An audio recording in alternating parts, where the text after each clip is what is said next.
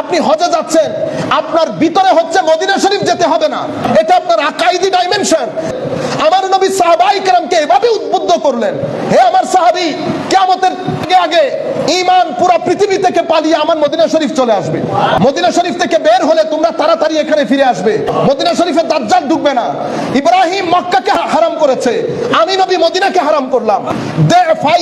দে ফুল মানে ডাবল, দে ফাই মানে এক ডাবল না দুই ডাবল, তো দুই ডাবলে এক এক এক এক চার।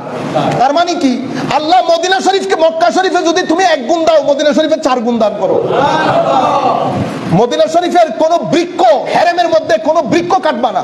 মদিনা শরীফের কাউকে কোনো অত্যাচার করবা না, জুলুম করবা না।